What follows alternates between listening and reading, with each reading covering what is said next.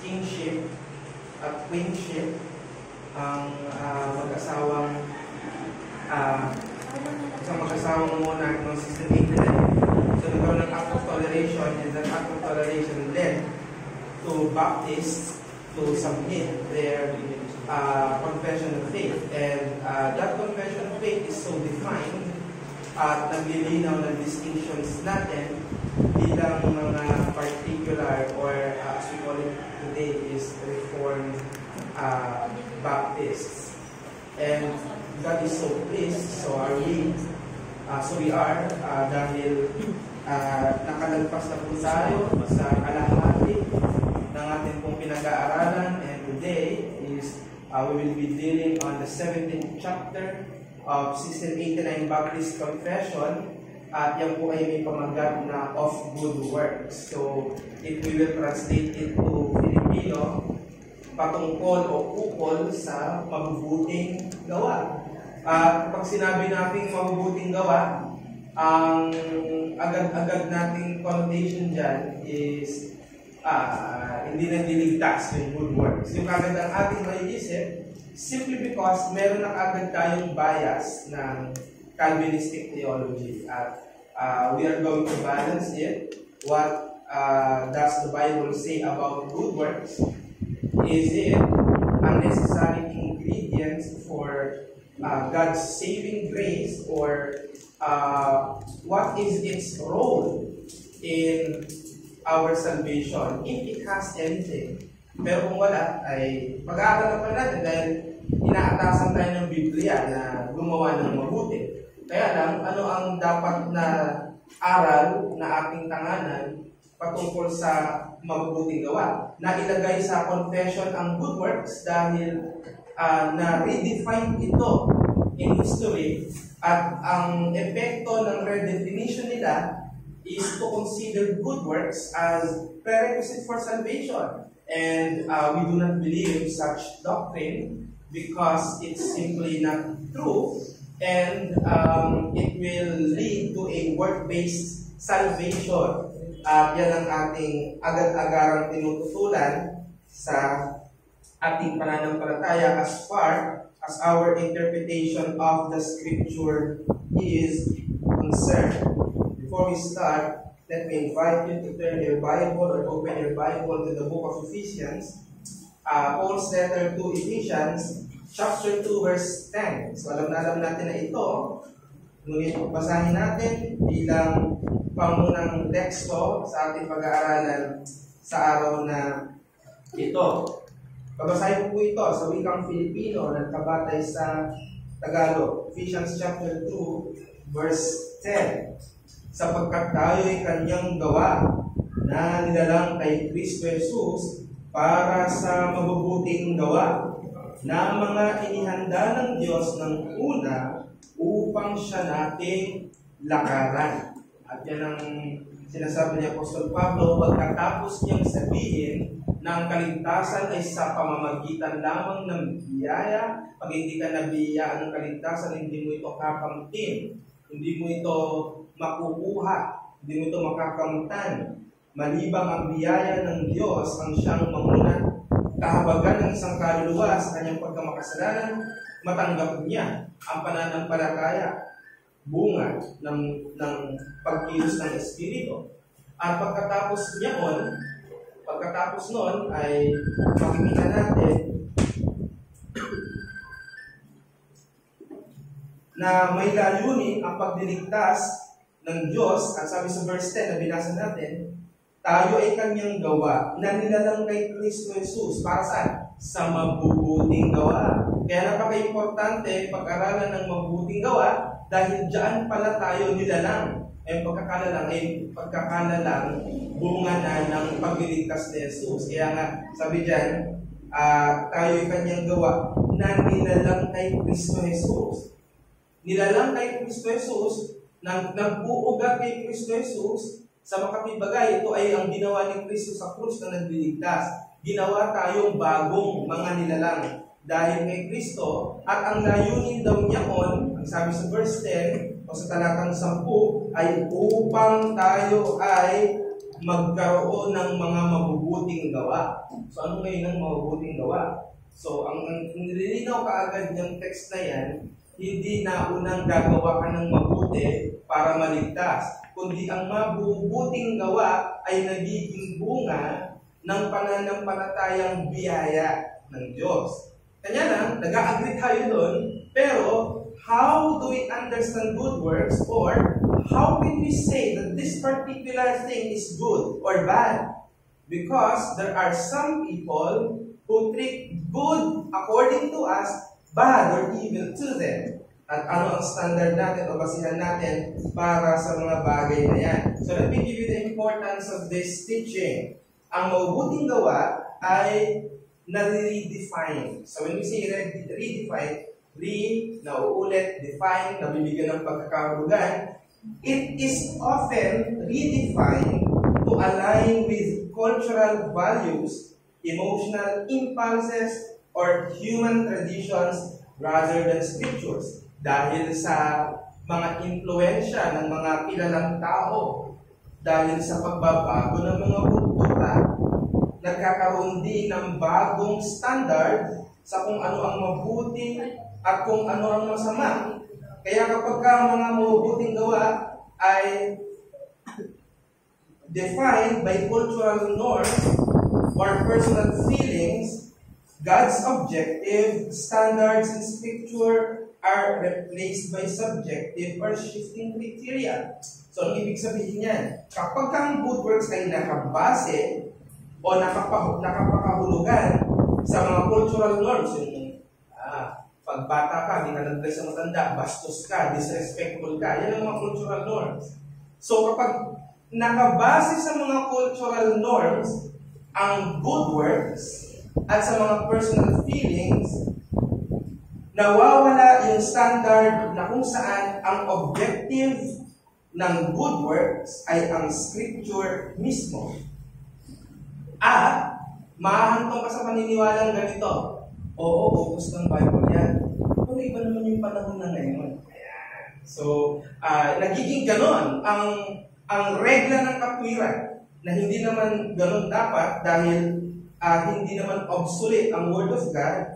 And ang sabi ng Matthew 24 verse 35, ano sabi doon? Heaven and earth will pass away, but my words will not pass away. Alam nyo, ang hina-highlight ng maraming tao doon is yung my words will not pass away. Pero tingnan niyo yung hyperbolic doon. Heaven and earth will pass away. Yung heaven, very important sa atin. Pero sabi ni Jesus, kahit pa yan mawala. Pero salita ko hindi. So, ganun ka-importante yung word ng God above heaven. Well, eschatologically, talagang papalitan yun. Yung heaven and yung earth sa Revelation 21:20.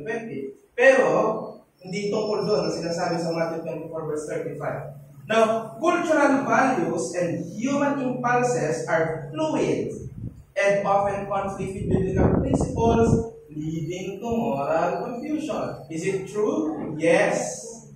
Kaya nga yung mga psychology students, nakikita nila ang pagkakaroon ng conflict ng human reasoning at ng biblical narratives.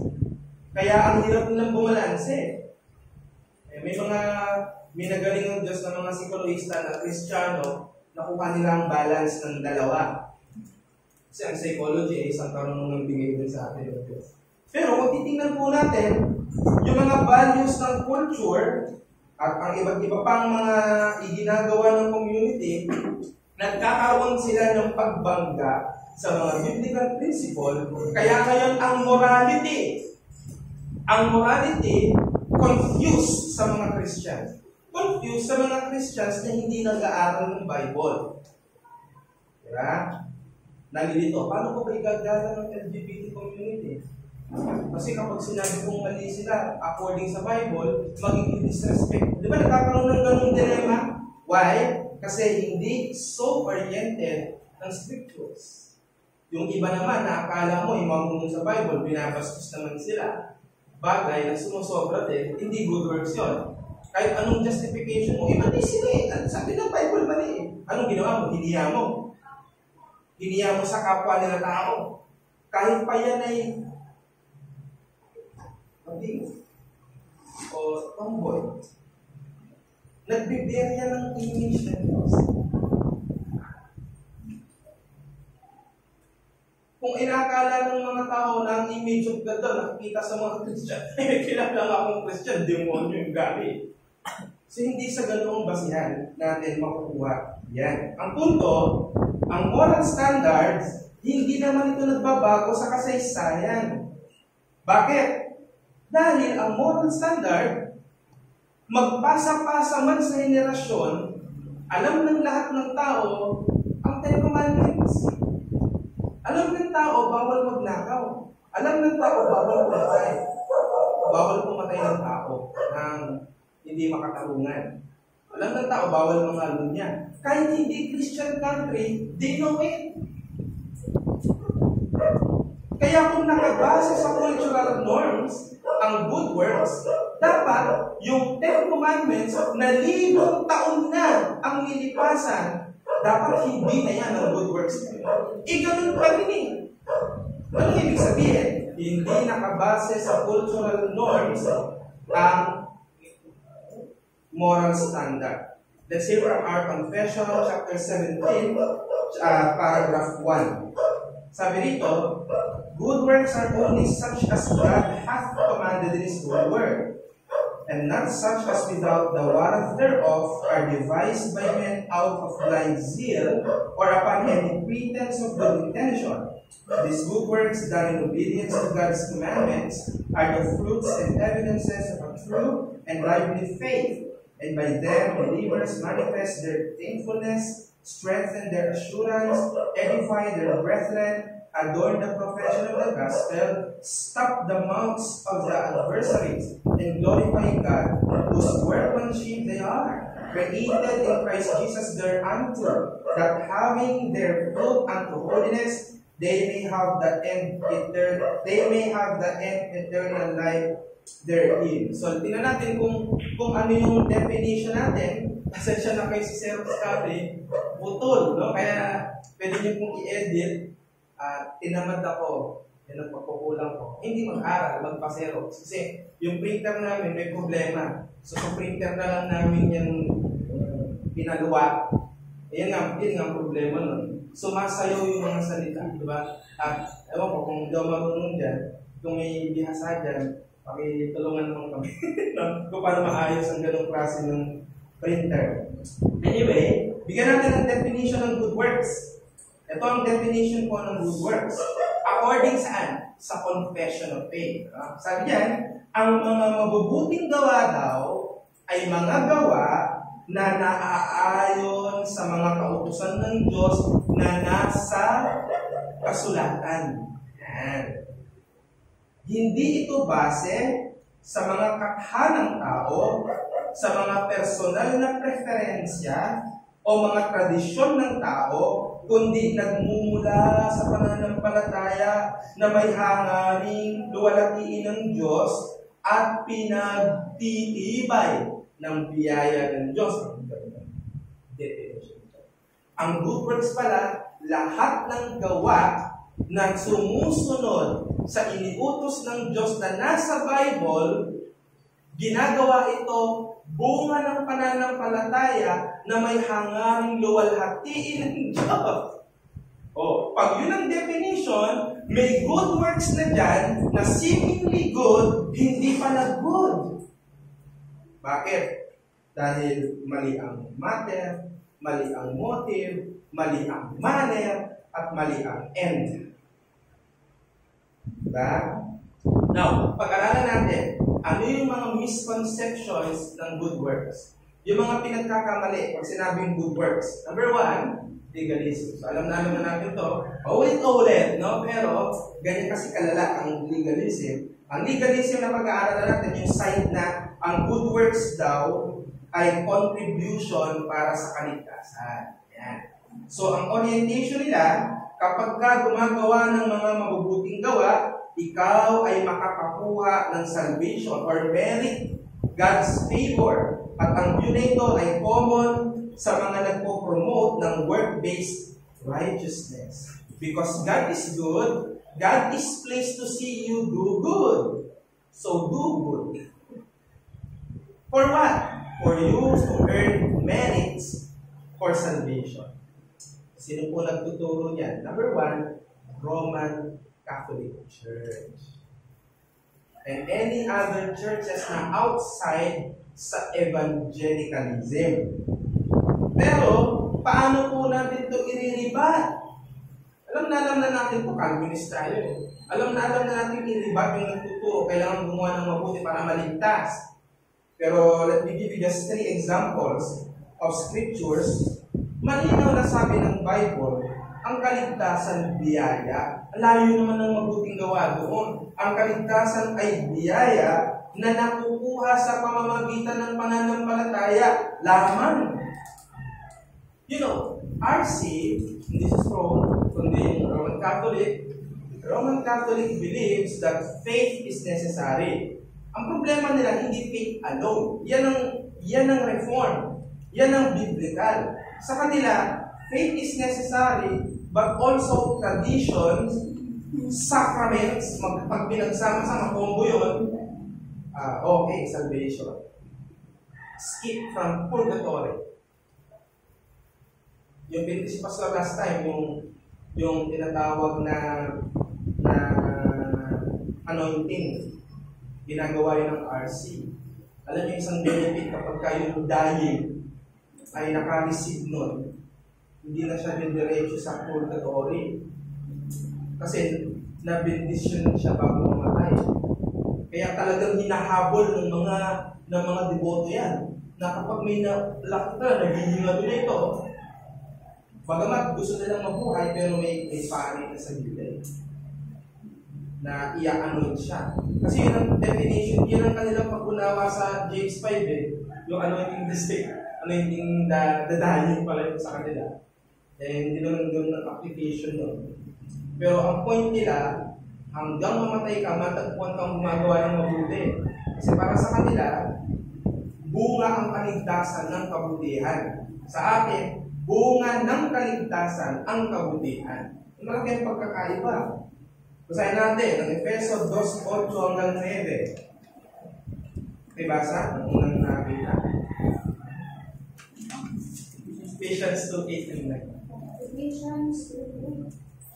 Ephesians chapter 2 verse 8 and 9. For by grace you have been saved through faith, and this is not your own doing, it is the gift of God, not a result of works, so that no one may boast. Ayun, so dito pa lang sa verse na to, ay maghigiba ang side ng legalism na nagtuturo that this is a prerequisite to salvation. Dahil sabi ng verse 9, hindi sa pamamagitan ng mga gawa. Gawa nino siya, gawa ng tao.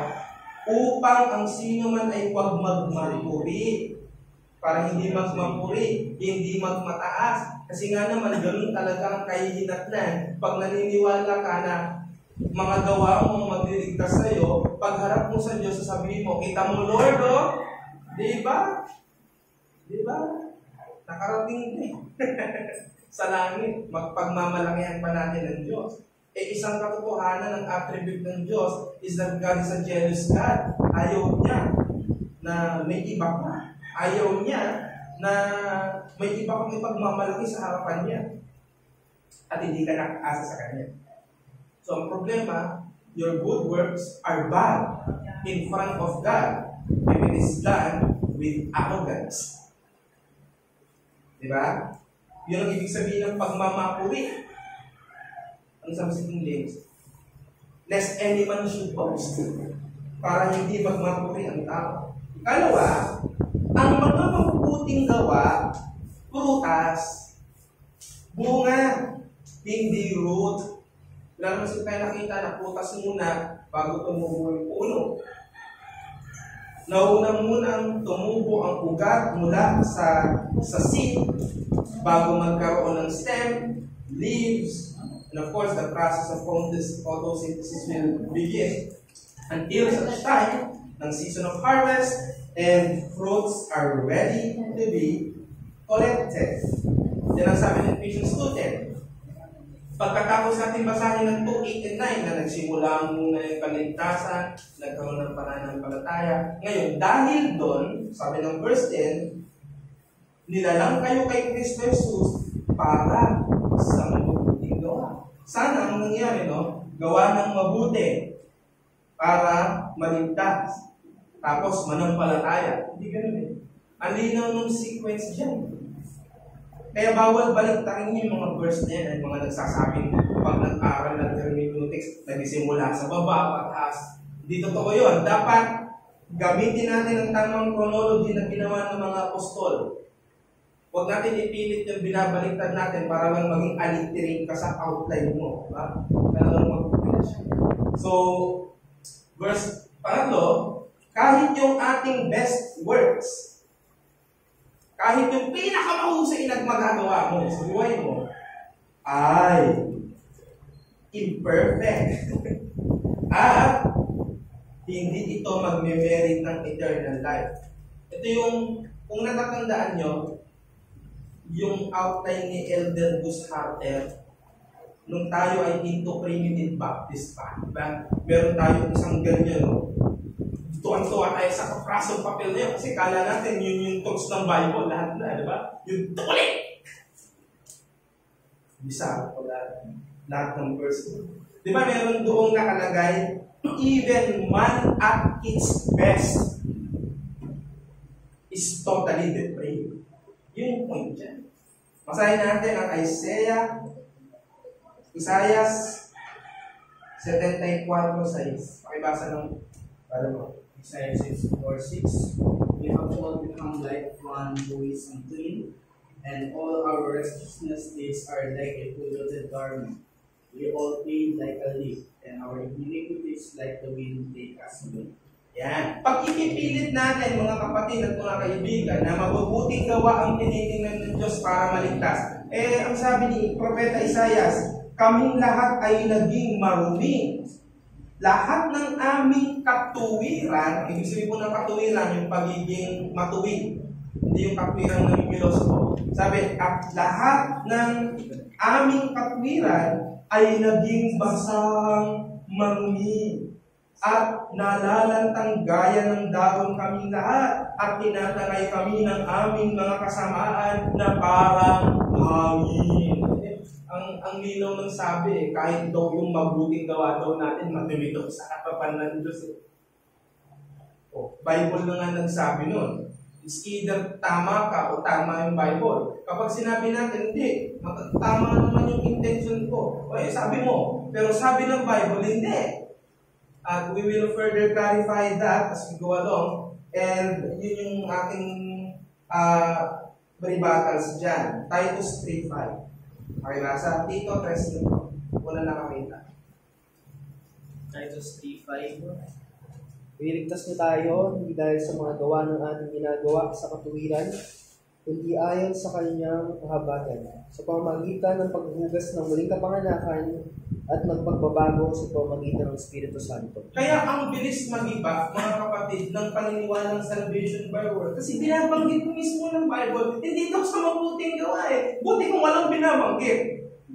Meron sabi sa Titus 3:5, hindi dahil sa mga gawa ng katwiran na ginawa nating sarili. Ano linaw? Hindi na nga kailangan ng preacher para maintindihan yan eh. Kaya yung legalism, maling-mali ito. Iwanan na natin yan. Kalawang misconception, antinomianism. Dito, medyo kailangan natin itong seryosohin. Ito naman yung naniniwala na, di ba? Mali yung legalism na yan. Kaya yung good works, hindi yan kailangan. Yun man yung mali. So, dalawang spectrum yan ng mali. Yung kunyari, ito yung tama, ang legalism nasa kaliwa, ang antinomianism nasa kanan. Kaya kapag sinabi mong unnecessary yung good works, mali ka, mag-fall ka sa antinomianism. Pag sinabi mong necessary for salvation, mali ka, mag-fall ka sa legalism. So, necessary but not meritorious. Necessary but not saving. But fruit of faith. Yeah. So, ano yung pagkakamali ng antinomianism or antinomianism? Dahil daw ang kaligtasan ay biyaya naman ng Diyos, ang good works ngayon ay optional na lang at wala na itong bilang sa Christian life. Nakarinig kayo na nagsabing, hindi na tayo sinner. Kaya kahit mali yung ginawa natin, ay kung hindi natin pinapakailaman ng Diyos yun, kasi yung kasalanan natin, past, present, and future, ay na-redeem na. Napakamali ito. Antinomianism yun. So kapag ganyan ang idea na hindi daw kailangan ng good works, di ba? Kaya pala minsan may mga sa Facebook, ay kinausap daw na yung kapatid niya. Kapatid, antinomian ka ba? Bakit? Kasi di ba kung magkano mabuti, baka nasa isip mo, di na kailangan niya. Diba?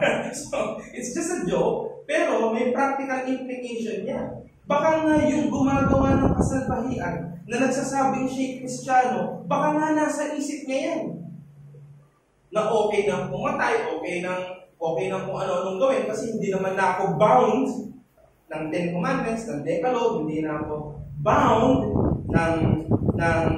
ng Old Testament Covenant o ng Old Covenant. Yan ang problema pag nahulog ka sa NCT. So 2.1, nakalagay dyan, good works are necessary evidence of receiving faith. Yun. Kaya pasalamat tayo sa Lord, may Santiago. Kaya lang, pag binasa ang Santiago, tsaka pag pinag-preach, nakakaliskisan tayo, di ba? Sino hindi nakakaliskisan doon? No? Baka kalos yung puso natin. Ako, mula nung unang tinuro yung James de Pastor, di ba? Nakakaliskisan na ako ng todo. Sana, ganyan yung ating take. Pero pag ang take natin ay pinag-pinag, si ano yun? Ito siya. Naku, anong problema natin? So, antinomianism ay rebuttable dahil tinuturo ni Apostol Santiago na ang mga mabubuting gawa ay kailangan pero hindi para maligtas. Kailangan sapagkat ito ay ebidensya ng totoong nagliligtas na pananampalataya. Basahin natin ang Santiago 2:14 hanggang 26. So, babasahin ko dahil medyo mahaba-haba. So, James chapter 2, verse 14 to 26. Ganito po ang ating mababasa. Anong pakikinabangin, mga kapatid ko, kung sinasabi ng sino man na siya'y may pananampalataya ngunit walang mga gawa, makapagliligtas baga sa kanya ang pananampalatayang iyan? Kung ang isang kapatid na lalaki o babae ay hubad at walang kakanin araw-araw, at ang isa sa inyo'y magsabi sa kanila, magsiyaon kayong payapa, kayo'y mga painit at mga pakabusog, at kayo'y may hindi ninyo ibinibigay sa kanila mga bagay na kinakailangan ng katawan. Anong mapapakinabang dito? Nakakita ka lang na nakahubad, hindi mo naman binihisan. Sinabi mo, doon kayo! Punta kayo doon, magpainit kayo doon. Ano doon ang pakinabang mo kung hindi mo doon dadamitan? Verse 17, gayon din naman ang pananampalataya na walang mga gawa ay patay sa kanyang sarili. Oo, sasabihin ng isang tao, ikaw ay mayroong pananampalataya at ako ay mayroong mga gawa. Ipakita mo sa akin ang iyong pananampalatayang hiwalay sa mga gawa at ako sa pamamagitan ng aking mga gawa ay ipapakita ko sa iyo ang aking pananampalataya.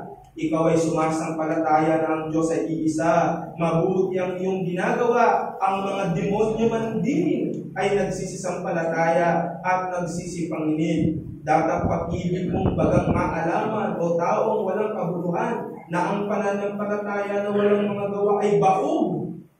Verse 21, hindi baga ang ating amang si Abraham ay inaring ganap sa pamamagitan ng mga gawa dahil sa kanyang inihain si Isaac na kanyang anak sa ibabaw ng dambana. Nakikita mo na ang pananampalataya ay gumagawang kalakip o kasama ng kanyang mga gawa at sa pamamagitan ng mga gawa ay naging sakdal ang pananampalataya. At natupad ang kasulatan na nagsasabi at si Abraham ay sumampalataya sa Diyos at yaoy ibinilang na katwiran sa kanya at siya'y tinawag na kaibigan ng Diyos. Nakikita ninyo na sa pamamagitan ng mga gaway, inaaring ganap ang tao at hindi sa pamamagitan ng pananampalataya lamang. At gayon din naman, hindi rin baga si Rahab na patupot ay inaring ganap sa pamamagitan ng mga gawa dahil sa tinanggap niya ang mga sugo at kanyang pinapagdaan nila sa ibang daan.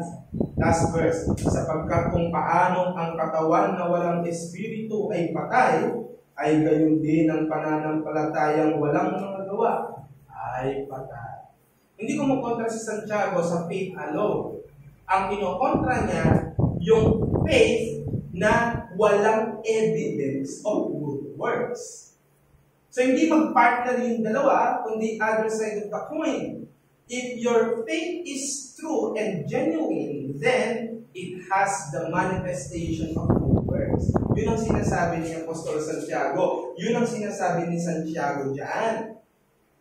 Kasi totoo nga naman na may mga taong professor lang.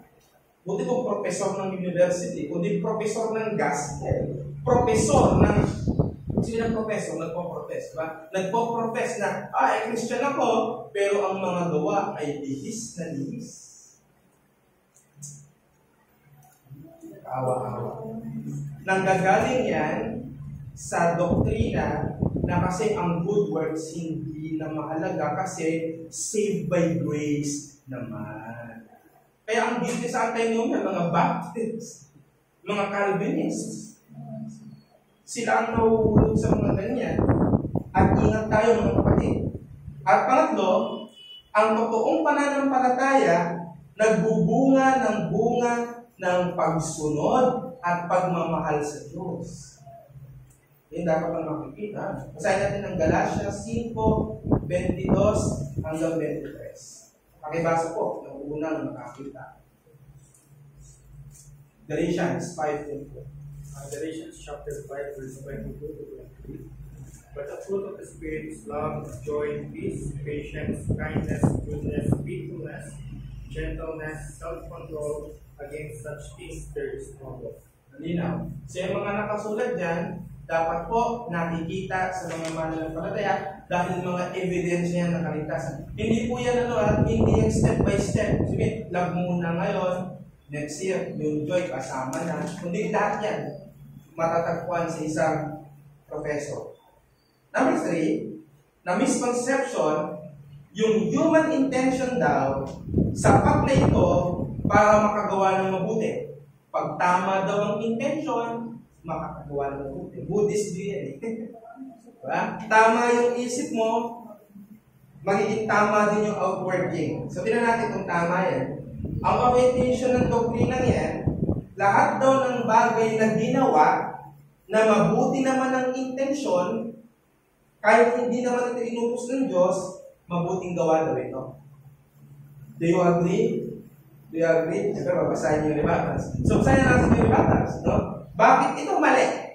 Yan. Kasi, ang good works dapat defined at commanded ng Scripture. Hindi ito dapat sa katha ng tao, emosyon ng tao, at tradisyon ng tao. Basahin natin ang Mika 6:8. Nabasa ng una nakakita.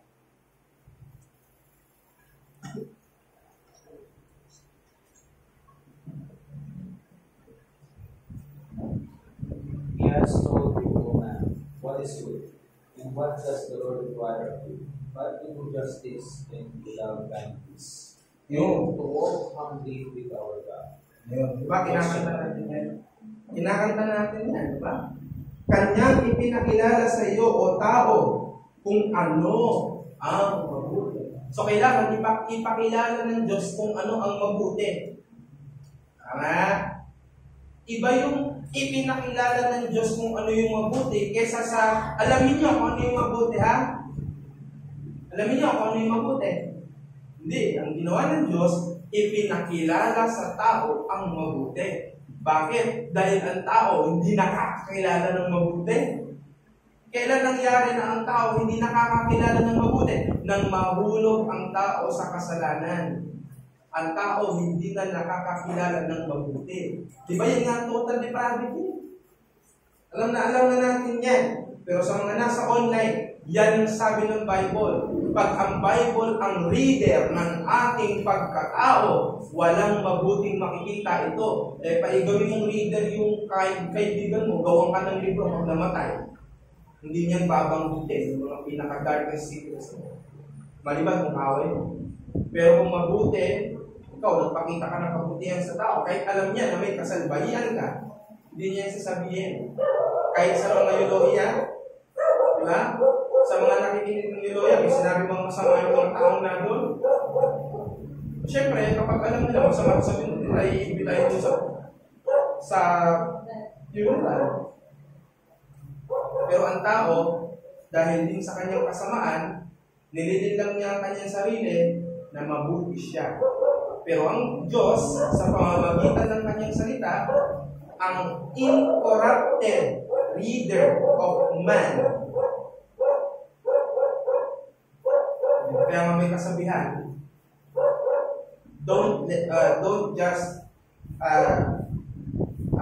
you don't read the Bible. The Bible reads you. Kaya sinulat yung Bible, binabasa ka. Kasi lagi mong narinig. Uy, ganun naman. Uy, pogi naman. Pero pag ang Bible ang bubuksan natin, wala siyang nakikita at wala siyang ipupuri sa tao maliban na ang swerte-swerte mo. Wala ka naman kwenta. Minahal ka ng Diyos. At sabi ni Paul, diyan ako nagyayabang. Saan? Sa grasya ng Diyos. Pwede mo pala magyabang. Ang ipagyayabang mo, ang ginawa ni Kristo.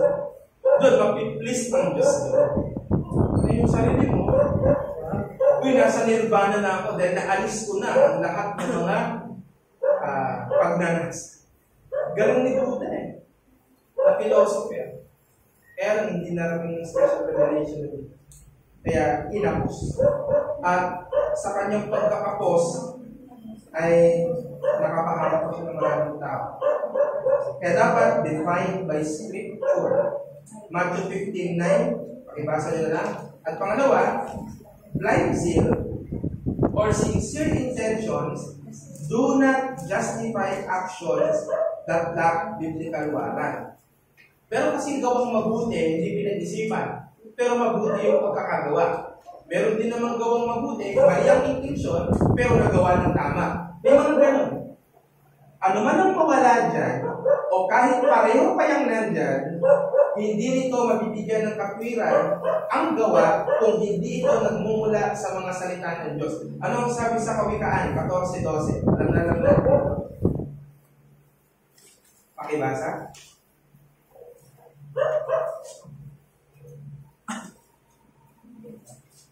Proverbs chapter 14, verse 12. There is a way that seems right to man, but its end is the way to death. Ayan. Kaya hindi natin mapagkakatiwalaan yung sa tingin natin mabuti dahil sabi dyan, may mga daan na tila baga matuwid sa isang tao. Ngunit ang dulo niyaon, kamatayan. Alam niyo yung mamaro? Mamaro, nausong word yan eh. Yung hindi ka naman magaling doon, pero nandun ka, bida-bida ka. Diba? Nagmamando ka. O, hindi ka naman construction worker, nakapamayawang ka doon sa mga ilang taon ng buhos ng simento. Sila ka tinuturuan mo, ano ang gagawin? Nahulog ka na, shoot ka doon sa Poso Negro ginagawa. Ganyan naman ang mga gawin. Huwag na huwag tayo mga kapatid. Meron kasi talaga tao likas mayabang. Para lang masabing, may masabi ng tao. Kunyari, may alam siya. Di ba, may mga nagsasabi, dapat daw tayo, jack of all trades, master of none. Pero kayabangan din yun. Kailangan tayong umilala ng tao na pinagkalooban ng Diyos na magpakabihasa sa bagay na yan. Pag usaping batas, kahit nagbabasa ka ng mga RA, hindi ka abogado.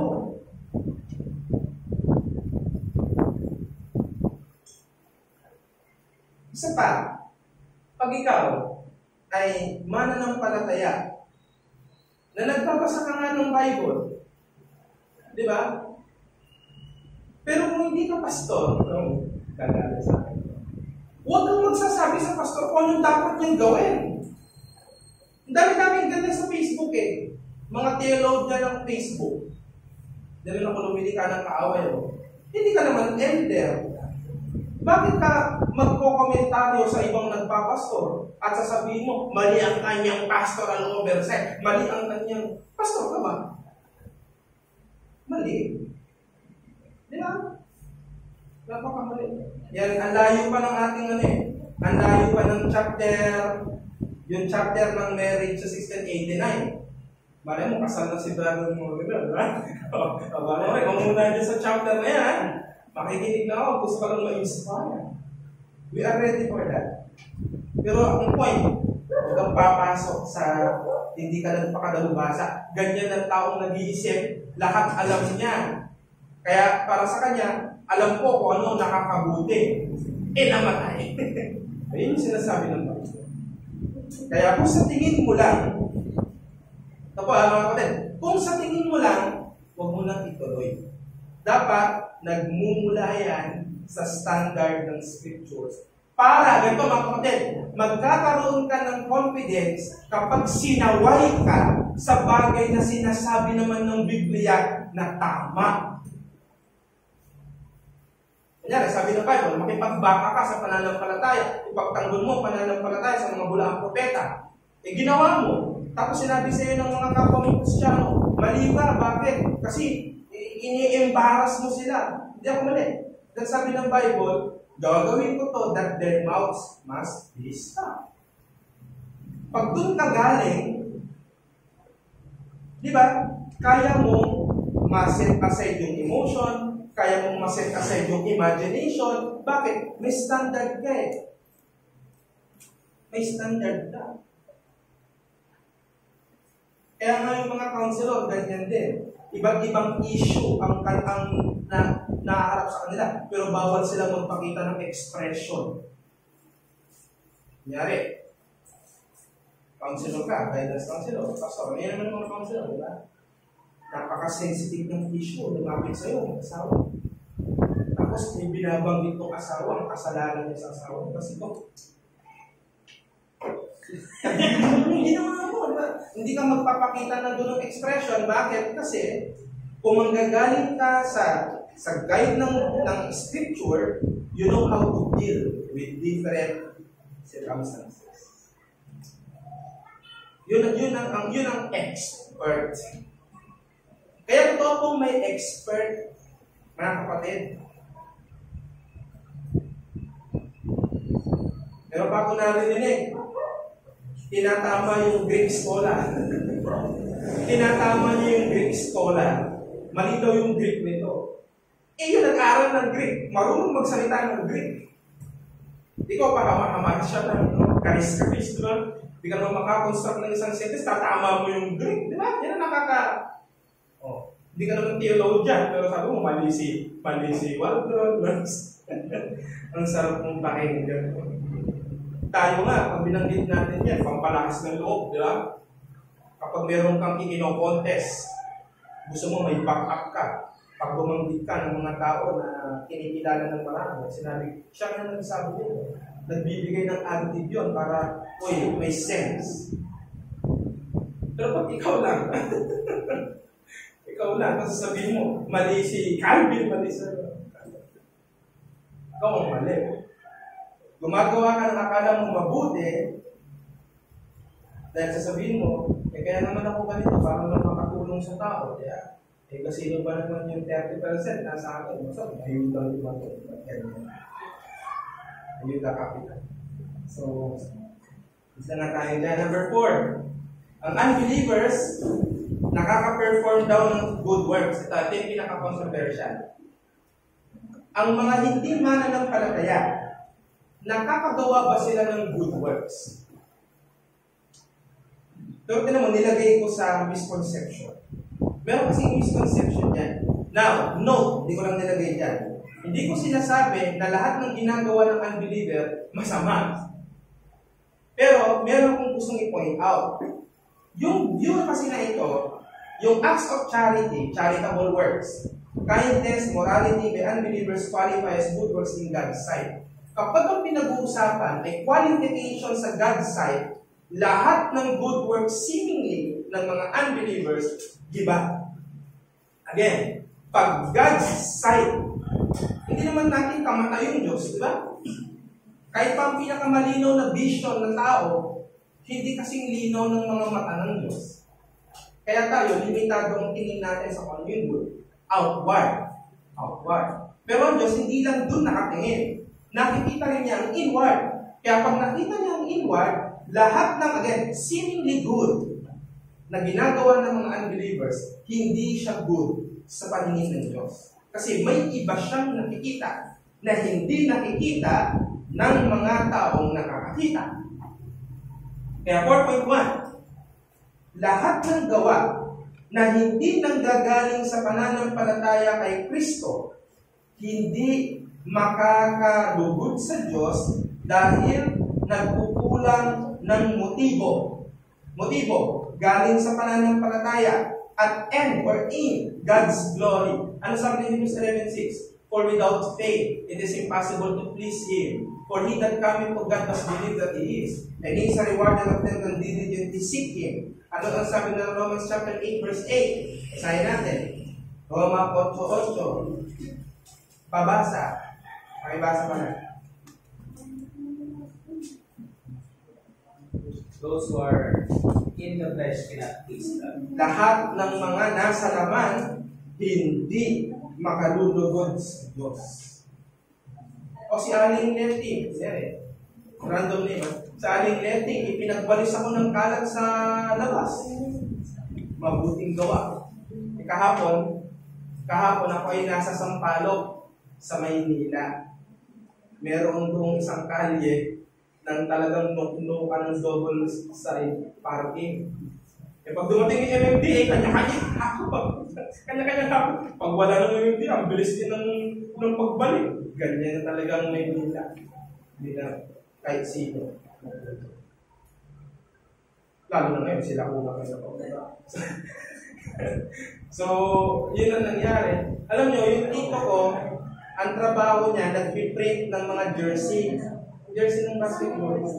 At saka, marami siyang gawa kakatapos na yung Nazareno. Mas malapit sa mga yung Nazareno. Dami nagpagawa ng mga jersey ng uniforme ng Nazareno.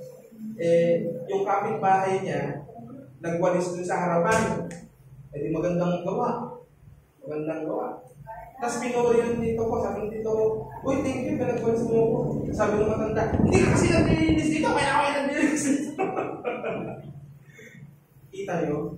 Kapag inalam mo kung anong intensyon ng isang tao sa kanyang gawang mabuti at wala siya kay Kristo, makakasumpong ka ng kasalanan. Kaya hindi siya mabuti. Ginagawa kita ng mabuti kasi alam ko nagbibigay ka kapag ginawa ka ng motibo ka sana.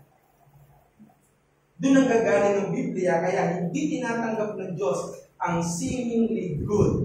Kasi lack of proper motive at aim. Ano ngayon ang doktrina natin? Ang good works dapat defined by Scripture. Ang good works, yung lamang sinabi ng Bible na mabuti at hindi inbensyon ng imahinasyon o ng tradisyon. Nagpasa-pasang tradisyon. Kaya para sa kanila, hindi mabuti. Pag hindi mo ginawa yun, hindi ka mabuti. Diba?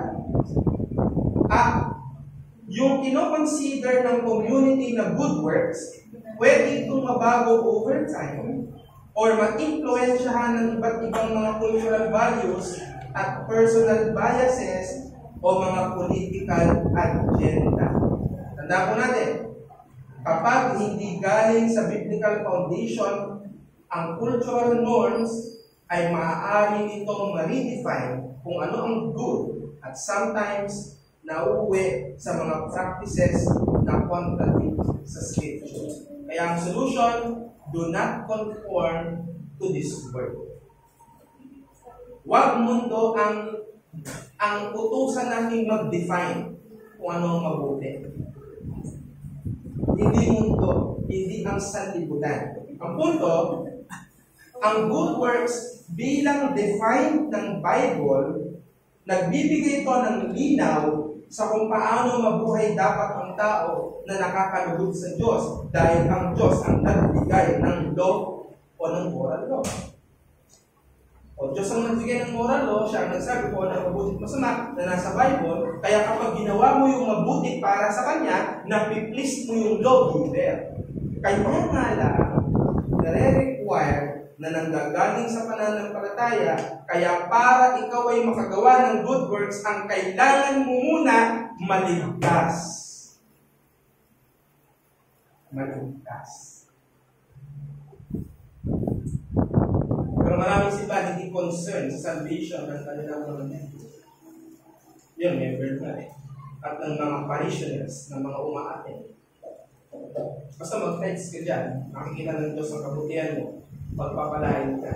Kahit hindi alam ng elder kung anong estado ng kaluluwa ng taong ito. Basta kamal lang, kamal, di ba? Bukod sa kawawa naman, masamang tao na inaakala ng ginagawa niya ay makakapag-merit ng meron pang isang nangungunan, mas demonyo pa. Kaya totoo talaga may simbahan ng demonyo. Meron talaga. Pero nakalagay, Christian Church, Baptist Church. Kaya doon sa isang page, sabi, nakakita ko na naman yung pasok, inulit niya.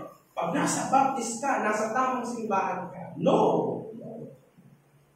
Hindi lahat ng Baptist. At hindi lang Baptist. Binura yung comment ko naman. Binura.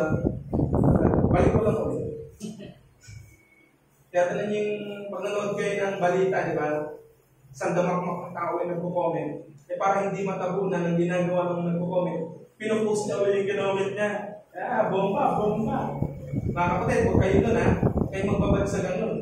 Yung mga teologo sa Facebook. Alam nyo, info lang, hindi mo ako naninira. Karamihan ng mga nandyan, yung mga busy sa Facebook, nakikipag-keyboard warrior, na nagsasabing so-called apologists kami. Walang ministry sa church. Kaya busy dyan kasi hindi busy sa church. At pag tanong mo, Pastor, bakit walang ministry ko sa church? Bakit kasi dahil? Palendo ko. Eh mga kapatid, baka galing sa Facebook University ng Theology natin, ha? Dapat mas babad tayo sa loob ng church. Yun ang good works. Yun ang divine. At ang good works ko, bunga ng pananampalataya, ebidensya ng saving faith, nagre-resulta sa gawa ng Holy Spirit sa mga believer.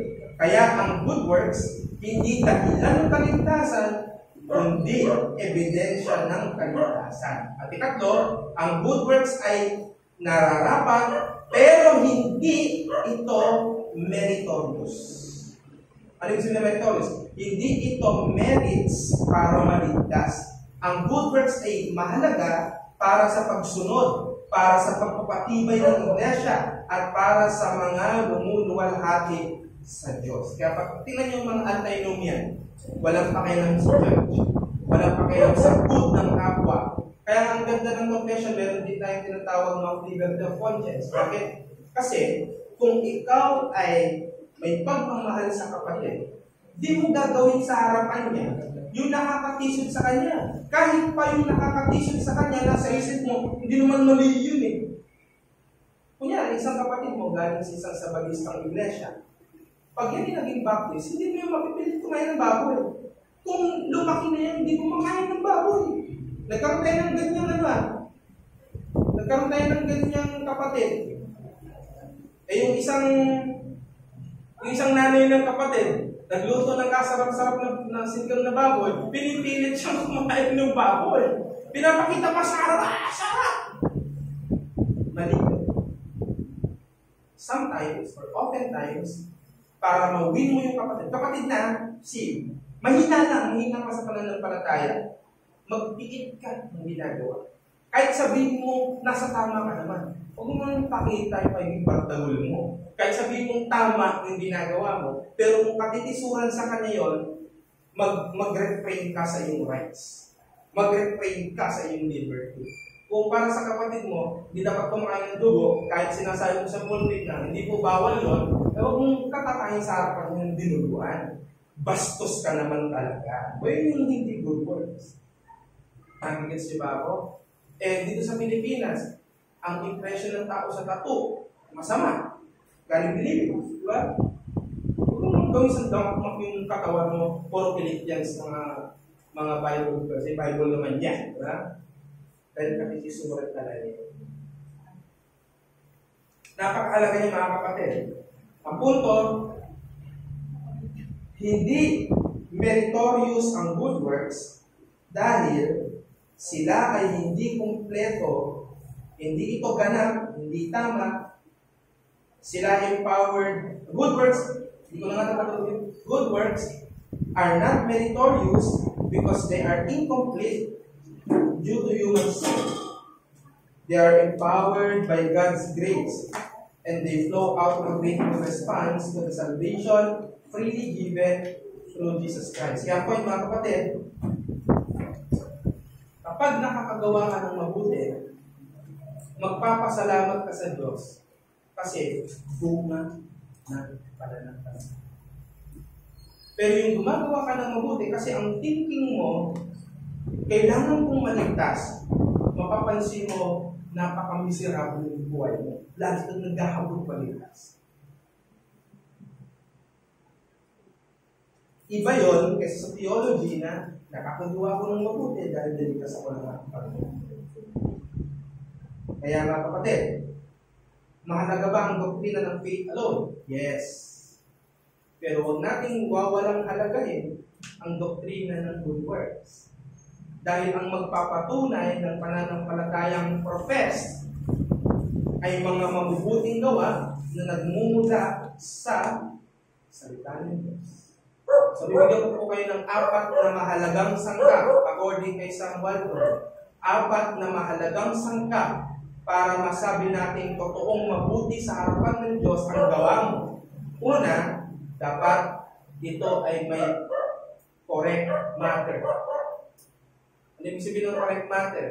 Dapat Bible ang pundasyon mo sa ginagawa mo. Dapat nabasa mo sa Bible na ang ginagawa mo mabuti. Ikalawa, root, ugat. Dapat galing yung paggawa mo ng mabuti sa pagiging mananampalataya mo kay Kristo. Umuugat siya sa pagiging mananampalataya mo. At ikatlo, manner. Kung paano mo ginawa yung bagay na yun.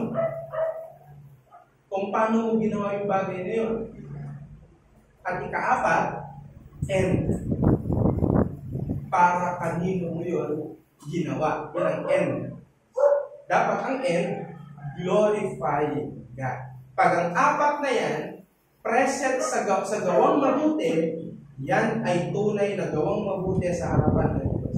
Ginawa mo dahil sabi ng Bible tama, ginawa mo dahil nananampalataya ka kay Kristo, ginawa mo sa paraan na mabuti ayon sa Biblia, at ginawa mo para sa kapurihan ng Diyos. Yun ang gawang mabuti. Okay? Kaya kung magwalis ka sa church, yan, para makita ko, hindi may mawawala na agad sa 4. Kaya hindi na siya considered good sa harapan. Nag-gets nyo? Good sa amin, good. Very good ka dyan. Pero ito sa sarili mo, you check the 4. Material ba to sa scripture? Hindi matter. Material ba to sa scripture? Rooted ba to by faith? Did I do it in a manner in such a way that God is pleased? And is my end glorifying God? Pag absent ang isa doon, hindi siya good. Ang tawag doon, seemingly good. Mukhang mabuti. Tila mabuti. So, I'll end you with a challenge. Ang sundin natin ay standard ng good works na nakadefine sa scriptures.